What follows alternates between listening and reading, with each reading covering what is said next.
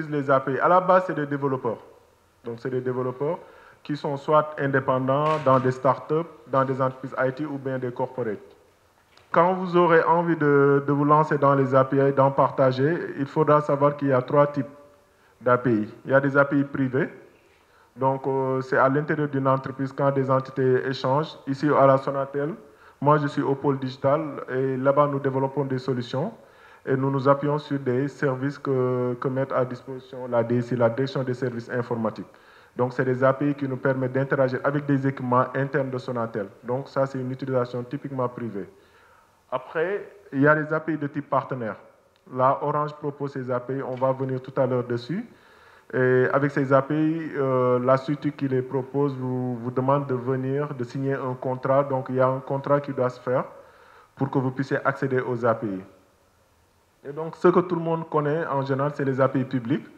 Aujourd'hui, pour intégrer PayPal, personne ne connaît le numéro du service client de PayPal, ni de Google. Donc, la documentation est disponible sur le net. Vous vous documentez, vous récupérez, vous intégrez vous-même. Il n'y a pas besoin de, voilà, de connaître, d'entrer dans les locaux de Google. Voilà les types d'API. Alors, quand vous serez amené à partager vos API, pensez à ces différents types d'API. Et peut-être parfois, ça peut être aussi une logique, une démarche. Vous pouvez démarrer en interne, comme Jeff Bezos a fait. Il a démarré en interne, après il l'a ouvert à des partenaires privilégiés pour tester, et ensuite il l'a ouvert au monde entier. Alors, le business, on parle beaucoup de business. Il faudra penser aussi côté business. Quand je partage des API ou bien quand je vais en utiliser, il y a 2 types de business models. Nous avons le modèle B2B où l'API n'est disponible qu'à des entreprises pour une utilisation directe. Aujourd'hui, si je prends le cas de Orange Money, il y a une partie B2B où aujourd'hui Orange Money permet à des entreprises d'utiliser cette API peut-être pour payer des salaires automatiquement. Donc, c'est une utilisation directe de l'entreprise. Alors, ce qui vous intéresse plus, chers start-upers, c'est le modèle B2B2C. Alors, les start-upers, en général, c'est des, je ne dirais pas des chasseurs de plumes, mais c'est des opportunistes. Donc, ils viennent se greffer à un modèle, et là, ils se mettent entre Orange, par exemple, et le client final. Et donc, ils vont développer des services auxquels Orange n'avait pas pensé, et qu'ils vont vendre aux clients de Orange, et après, ils se font rémunérer sur le business. Donc voilà ces 2 modèles en général qui peuvent être utilisés pour les API. Alors chez Orange, qu'est-ce qui se passe? Orange aussi n'est pas resté depuis 2013, depuis le Hello 2013, c'est-à-dire la cérémonie où le PDG lance ses ambitions. C'était depuis 2013 qu'il y a eu le programme des API qui a été lancé. Et Orange s'est lancé dans ce programme d'API d'abord pour faire de l'open innovation. On a beaucoup parlé des startups. Il y a beaucoup de choses qu'Orange fait avec les startups. Tout ce qui est challenge, développeur challenge, les hackathons. Il y a le programme de Orange FAT pour accompagner les startups. Et donc, c'est dans cette optique que les API ont été ouverts au public, aux start-upers, pour leur permettre de faire de l'innovation sur le réseau. On sait aujourd'hui que tout client potentiel a un téléphone. Et donc, c'est le meilleur moyen. J'avais l'habitude de dire parfois à des amis qu'on disait que le chien était le meilleur ami de l'homme. Mais aujourd'hui, peut-être que c'est le téléphone qui ravit la vedette au chien. Et donc, aujourd'hui, vous voulez toucher votre client, il est impératif de passer par... En tout cas, il est plus simple de passer par le téléphone pour toucher votre client. Et entre vous et le téléphone du client, qu'est-ce qu'il y a au milieu? C'est Orange, c'est les réseaux téléphoniques. Orange dans notre cas, mais les opérateurs téléphoniques. Ensuite, cela permet de réduire les coûts. Ça, on en a déjà parlé, on ne va pas s'attarder dessus. Et développer du business win-win. Vous faites du business, vous n'investissez pas sur un réseau, vous faites du business et voilà, vous partagez avec Orange. Donc voilà les ambitions, les 3 points qu'on peut retenir de pourquoi Orange a ouvert ses API. Alors, pourquoi vous allez utiliser les API d'Orange? Parce que c'est différent de ce qu'on peut voir un peu partout dans le monde. Parce qu'Orange est un opérateur mondial. Donc ça veut dire quoi? Vous utilisez une solution d'Orange et vous pouvez toucher plusieurs pays. Vous n'avez pas à développer la solution, à l'adapter à un autre pays. Ça, c'est déjà un des avantages. Orange a beaucoup réfléchi sur une stratégie en Afrique parce qu'on parle beaucoup de fracture numérique et il y a eu beaucoup d'API qui ont été développés uniquement pour accompagner les Africains à résorber ce gap-là. Donc il y a tout un tas d'API qui sont spécifiques. Et vous savez qu'Orange est présent dans beaucoup de pays en Afrique, donc ça vous permet de traverser les frontières beaucoup plus rapidement. Et il y a le volet co-marketing et distribution, ce que peut-être Google ne fait pas ou Facebook. C'est que dans le cadre des programmes qu'Orange lance, Orange va jusqu'à accompagner les startups à aller à développer leur business. Quand on prend le programme de Orange Fab, on ne se limite pas juste à vous donner les solutions, mais on vous accompagne dans le marketing en mettant à votre disposition les connaissances internes, comment aller sur le marché et comment surtout démultiplier votre solution dans d'autres pays. Alors pour résumer, Orange c'est ça, 21 pays dans la zone AMEA, 121 millions de clients. Donc ça c'est ce qui s'offre à vous en termes de potentiels clients. Et si je dois parler de façon beaucoup plus précise, parce que les panélistes vont détailler cela, c'est voilà les API qui vous sont déjà disponibles aujourd'hui chez Orange. L'API SMS, vous connaissez pour notifier vos clients directement par SMS. L'API USSD, l'API Billing, là c'est ce qui vous intéresse, c'est qui vous fait faire du business, gagner de l'argent. Et on a l'API Orange Money aussi, Web Payment, qui vous permet aussi de facturer vos clients depuis vos applications web, sites web, etc. Alors, je vais terminer ici par dire que vous ne pourrez pas les éviter. Donc, tout à l'heure, j'avais dit que vous n'avez pas le choix, que vous ayez envie d'utiliser l'API ou bien vous d'en distribuer, vous n'aurez pas le choix. Donc, ici, je vous dis que vous ne pouvez pas les éviter. Pourquoi? Parce que si vous voulez faire de l'innovation, il faut éviter de réinventer la roue. Profitez des solutions qui existent déjà et appuyez-vous dessus pour aller de l'avant. Si vous voulez élargir votre marché très rapidement, seuls les API vous permettront. Maintenant, c'est dans les deux sens. C'est soit vous bénéficiez d'API pour élargir votre marché ou bien vous ouvrez vos API pour élargir le marché. Et aussi, si vous voulez faire du business très rapidement aussi, il n'y a que les API qui peuvent vous aider à y arriver. Avec vos propres moyens, on peut tester le business, avoir de l'expérience sur quelques années, mais quand on veut exploser son business, ça, c'est avec des API qu'on peut le faire.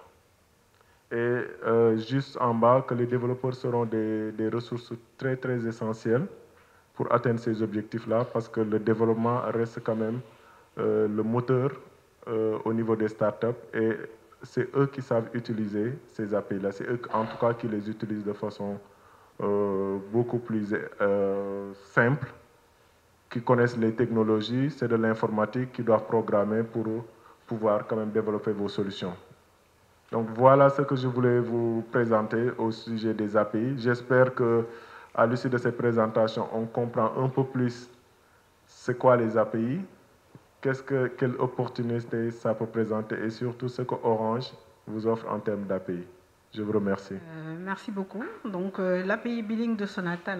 Donc, Jean a un peu présenté l'ensemble des API qu'on a. Donc, sur ces API-là, il y a notamment l'API SMS, l'API USSD et l'API Billing, et celle d'Orange Money. Mais l'avantage de l'API Billing, c'est l'API qui permet de facturer des services digitaux uniquement à partir du crédit téléphonique du client. Donc, c'est cette opportunité qu'offre cette API. Donc, en gros, la start-up a la possibilité d'offrir ses services, d'adresser des clients Orange et de pouvoir facturer ses services sur ce réseau-là et via le crédit téléphonique du client. Et c'est quoi la différence avec l'API SMS, pour qu'on comprenne un peu? Alors, la différence, je pense que Jean-Charles a un peu montré. Donc, sur la partie API SMS, c'est plutôt de la notification. Donc, c'est une start-up qui souhaite notifier via SMS vers des clients Orange. Alors que sur l'API Billing, c'est là réellement où on a le business, où on a des revenus qui sont générés et on arrive à facturer le client et par la suite pouvoir être rentable sur le service qu'on a lancé. Et parlant de revenus, je ne dirais pas la monétisation, la rentabilisation, elle se fait comment? Je sais que vous venez de démarrer l'API Billing, mais vous avez sûrement une stratégie. Alors, la stratégie sur l'API Billing, elle est très simple. Il suffit juste que la start-up ou les fournisseurs de SVA à qui s'adressent notamment ces API-là puissent prendre contact avec des agrégateurs donc, qui travaillent avec l'opérateur. Donc, notamment parmi ces agrégateurs, on a Digital Virgo qui sont installés au Sénégal. Il y a M-Target, il y a People Input et il y a Kiwi. Et aujourd'hui, il suffira juste à ces startups-là d'aller vers ces agrégateurs pour souscrire à l'offre d'API. Une fois qu'ils auront souscrit, ils pourront intégrer cette API au niveau de leur système d'information ou à l'intérieur de leur service, tout en sachant que ce service-là peut effectivement être un service SMS, un service IVR, un service sur l'USSD ou une application purement web ou mobile. Et automatiquement, la facturation, ils pourront lancer des requêtes de facturation sur le crédit téléphonique du client qui va souscrire à ce service-là. Je vais présenter déjà la start-up que je représente. C'est une fintech, ça s'appelle InTouch. Les API, c'est notre cœur métier. Nous les consommons et nous les exposons. Donc, ce que nous proposons, c'est un PDA ou un téléphone sur lesquels peuvent coexister tous les services que rendent un multiservice. Donc, vous avez dessus des transferts d'argent, nous le faisons par API. Vous avez du crédit téléphonique. Vous avez bientôt de l'assurance. Vous avez des facturiers comme la facture Woyofal, Sénélec ou SDE. Donc nous consommons des API que nous mettons sur nos PDA et depuis peu, nous exposons des API à des gens, à des développeurs, à d'autres startups ou à des grandes sociétés qui voudraient intégrer nos services de paiement ou tout simplement qui voudraient proposer un service à valeur ajoutée comme le facturier sur une interface Internet. Donc oui, l'analyse de coût est super importante puisque nous consommons et puis nous refacturons à nos clients derrière. Donc les coûts sont très importants. Et puisque c'est votre cœur de métier, la rentabilisation, elle se fait comment chez vous? Eh bien, pour nous, nous nous plaçons comme des master distributeurs. Si quelqu'un choisit de travailler avec nous, nous essayons de lui garantir qu'il aura la même qualité de service et à peu de choses près le même coût que s'il était en direct avec l'opérateur. Donc c'est un peu comme ça que nous travaillons. Nous ne prenons que la marge du master. Et ça se passe comment en termes de chiffres? On ne va pas vous demander de nous révéler des secrets, bien sûr, mais peut-être des chiffres côté projection. Est-ce que c'est rassurant aujourd'hui, ce marché-là? Oh oui, tout à fait. C'est Jean-Charles qui le disait tout à l'heure, et il faut y aller. Il faut y aller. Rapprochez un peu le micro, s'il vous plaît. Oui, pardon. C'est notre avenir à tous. On vit dans un monde global. Autant les gens veulent voyager, aller dans plusieurs endroits. Les systèmes informatiques doivent communiquer et l'API, ce langage standardisé, permet à des entreprises ou à des systèmes informatiques d'être à plusieurs endroits en même temps, d'être distribués dans plusieurs pays. Donc oui, c'est très important. Pour InTouch, c'est une jeune société, mais nous avons eu énormément de chance. À date, nous processons en distribution et en paiement à peu près 1,5 milliard de francs CFA par jour. Donc oui, je pense que la preuve est faite que les API, la distribution par API, c'est un marché qui marche. Une dernière question de ma part en tout cas. Est-ce qu'il y a de bons élèves, des références en matière de rentabilisation des API? Est-ce que ça existe? Est-ce que c'est connu? Je n'ai pas compris la question. Des bons élèves, des structures qui se sont bien distinguées dans la rentabilisation de leur API? En fait, quand vous regardez les API, il faut voir deux choses. Pour une entreprise, on peut le voir ainsi dans le PNL, c'est-à-dire c'est soit vous augmentez vos profits, soit vous baissez vos coûts. Donc il y a des gens qui utilisent les API pour augmenter la productivité de leurs employés et il y a d'autres personnes qui utilisent les API pour se déployer. Il y a un secteur qui me fascine beaucoup en ce moment, c'est le secteur de l'assurance, qui il y a quelques années n'ouvrait pas d'API et qui maintenant de plus en plus est en train d'ouvrir leurs API en Afrique.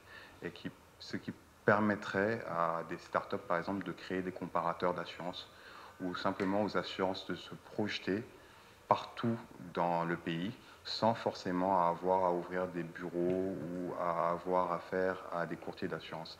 S'il y a un secteur qui, à mon avis, est très dynamique en ce moment sur les API, c'est bien le secteur de l'assurance et bien sûr la banque.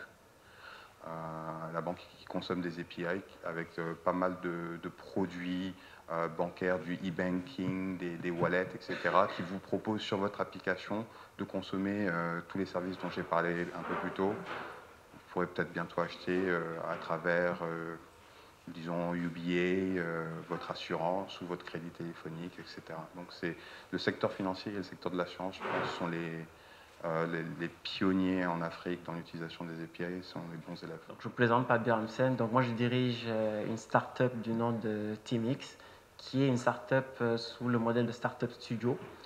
De manière générale, ce qu'on fait, c'est qu'on nous investissons en industrie dans des entreprises et précisément nous apportons de la technologie aux startups et aux PME avec qui nous travaillons.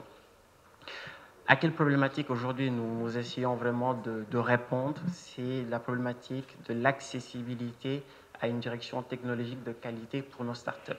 On s'est rendu compte qu'aujourd'hui on est dans un écosystème qui est très intéressant avec des entrepreneurs qui ont de très bonnes idées mais souvent ont du mal à concrétiser leurs projets de par le coût de réalisation de leur plateforme. Ça coûte cher et il est très difficile, voire inexistant dans notre écosystème, de trouver des investisseurs qui accompagnent dans la phase d'amorçage, dans la phase de développement du POC ou du MVP pour une startup. Et c'est là où nous, TeamX, nous arrivons, c'est-à-dire dans cette phase de recherche de business model, de recherche de product market fit, avec toutes les contraintes en termes d'incertitude et en termes de flexibilité, de réactivité qu'il faut avoir pour les startups et pour les produits. Et c'est là où le concept d'API est très important pour nous, parce qu'aujourd'hui, le fait de concevoir nos plateformes technologiques avec des API nous donne un avantage important dans la flexibilité, dans la réactivité en termes de changement et en termes de tests de business model que nos entrepreneurs que nous accompagnons nous permettent d'avoir. Et aujourd'hui, quand un entrepreneur est en train de chercher son business model, on ne peut pas se permettre de ne pas être réactif, de ne pas avoir une architecture flexible. Et aujourd'hui, les API nous permettent d'avoir cette flexibilité et de pouvoir nous adapter aux besoins, de pouvoir changer assez facilement des business models pour les entrepreneurs.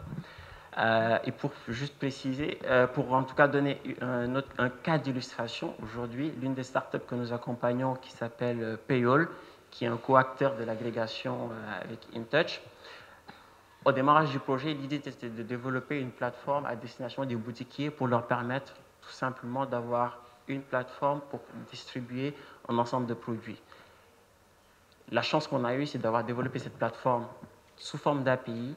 Et au moment du lancement du projet, on s'est rendu compte qu'il y avait l'API même qu'on avait développé qui pouvait constituer un produit en lui-même.